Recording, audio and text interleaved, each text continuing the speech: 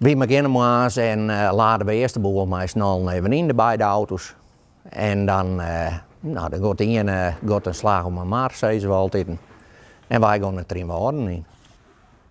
De tarierings voor de provinciale statenverkiezingsmoen binnen al druk aan de gang.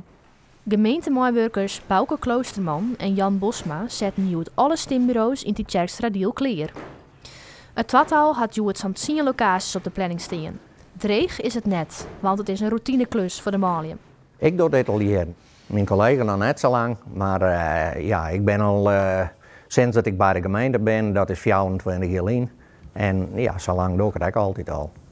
Maar dat is mooi van mijn werk. Ik ga verschillende dingen en dit jaar erbij gewoon. Het stembureau in de Gimsel en Gietjerk is er haast klaar voor. Maar is de kiezer dat ook? Hoe meer ik lees, hoe meer ik begin te twijfelen. En waar leidt het twijfel vooral? Nou, ik ben het eigenlijk nergens mee eens. Tenminste, net, elke partij had wel wat waar ik wel mee eens ben en waar ik het net mee eens ben. Dus ik moet het Joet nog even bezien. Ik wil ook stemmen voor BBB. En waarom? Omdat ik vind dat maar die stikstof dat wordt wat overdreven al hier. Dus het huidige beleid daar ben ik het net mee eens. Dus wordt hier voor wat oors. Ik ben er nog niet uit. Dus je vindt best wel een moeilijke keus nog? Ja, het is heel moeilijk. Ik twijfel hier wel een beetje, maar ik denk wel dat ik eruit ben. En waar leidt die twijfel vooral?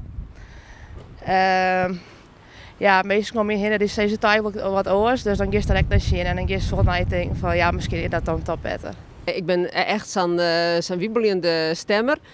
Dus mijn stem kan elke keer oors wezen, maar ik ben nu een beetje op links sociaal uitgekomen. En wat voor onderwerpen is voor jou vooral belangrijk? Duurzaamheid en natuurlijk, minder verspillen, zulke soort dingen. Ja. Bouke en Jan hadden deze verkiezings een stuk minder werk van.